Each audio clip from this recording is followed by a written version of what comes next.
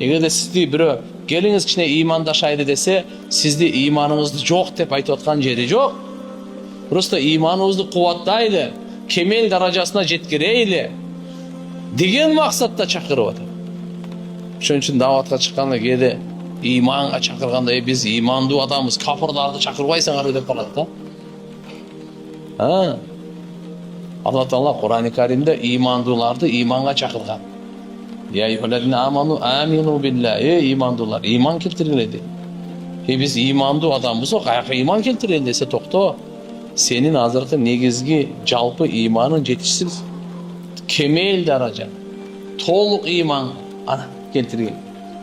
Кудум ушундай Абдулла ибн Раваха сахабаларга жолукканда айтат эди. Таал муъмин би раббина саатан. Келиңиз, Роббубузга бир аз ыйман келтирели депчи. Bunun manisi ушулкен, ахиретти истейли, динибиздин абалын ойлонойлу, жараткан Алла Таалага ишенимибизди бекем арттырайлы, ушинтип кел ыйман келтирели деп айтат экен да. Бир күнү бир кишиге айтса, ошо киши ачууланып кетиптир. Да пайгамбарыбызга келиптир, я Расулаллах, Абдулла ибн Раваханы карабайсызбы дептир.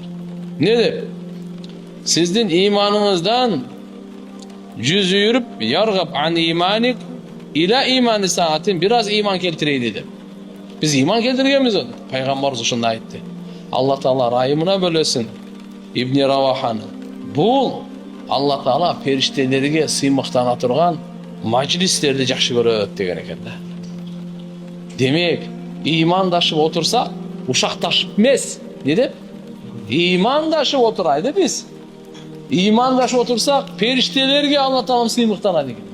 Ошол ыймандашып отурушкан отуруш Алла Таалага жагат экен. Алла разы болот экен.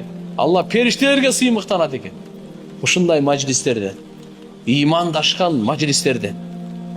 Ушакташкан мажлис эмес, ыймандашкан. Ахиретти ойлоп аткан, Алланы эстеп аткан, пайгамбарыбызды эстеп аткан, Алла Таалага шүгүр кылып аткан, Аллага мактоо айтып аткан, Алладан жардам сурап аткан.